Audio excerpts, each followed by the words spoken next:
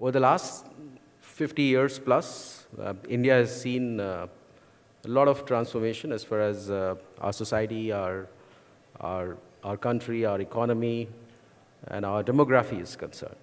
And you can clearly see that there are lots of things we have done right, and we're getting the right visibility, results, growth, attention, jobs, etc. as a part of that. However, a glass half full is always a glass half empty.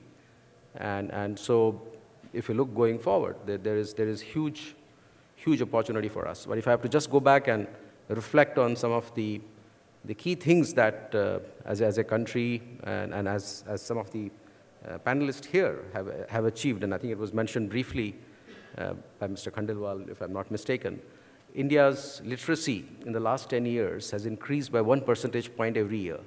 Today we are almost at 74, 73% literacy rate, which is huge. I mean, huge from the time we became independent to the time that we are in.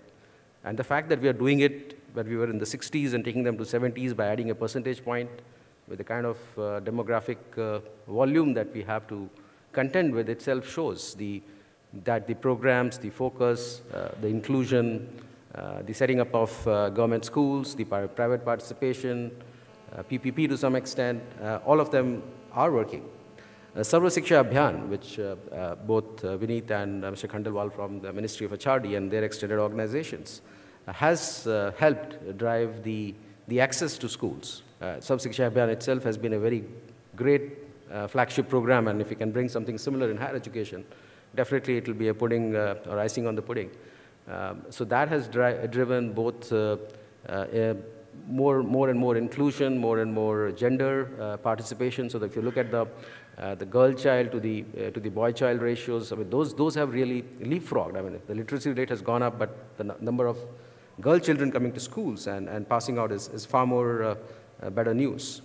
And last but not the least, education funding in India. So despite us wanting more, and despite a lot of speakers not being happy with the way the system works, I mean, the government of India has put in huge amount of money to actually put money where the mouth is, right? So education funding has grown 4x over the last 5 or 6 years, which is significant. I mean, not many countries would put that kind of money on education sector. The intent and the challenge and the opportunity lies in how do we leverage this funding to deliver outcomes that matter, right? Outcomes for making our aspiration of being the #1 economy, which a lot of global investors have forecasted India to be, that by 2040, someone has said 2050, but I'll play it safe. So by 2050, India is going to be the largest economy in the world. It's a known thing. It's not a statement that has been made by the Honorable Prime Minister or the Economic Affairs Minister or someone else, but these statements have been made by big pundits who watch global countries and global economies and global markets. By the way, India became the 3rd largest economy on 1st April 2012. Not much of noise made about it because, I mean, Department of Statistics will do its numbers and come out with the data. The only asterisk that I would put on that #3 is that this is at purchasing price parity, which I think is a fair method to benchmark countries. So we are the #3 economy. We've overtaken Japan at $4.3 trillion of GDP in the last financial year. So I think that's the good news. And the good news also is that we're going to have 49 million access working age group people by year 2020. So we have the demographic opportunity in front of us.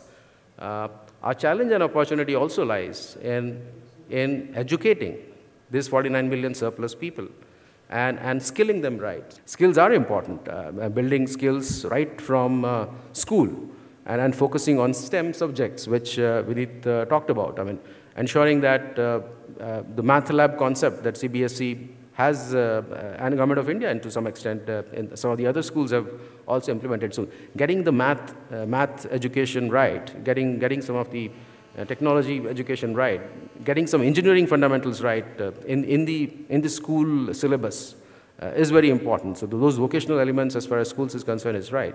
But I think what is more important, and this is something, I mean, that the team needs to ponder, the leaders need to ponder here, along with us, is that how do we get a manufacturing attitude in India? The only difference between India and China is that we don't have a manufacturing attitude.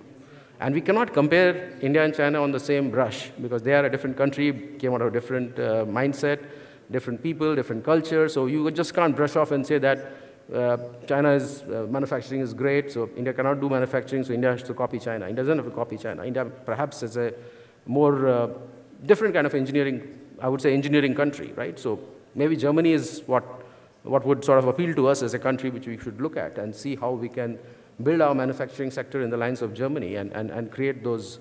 So I think STEM education is important. Getting the right standardized education policies is very important.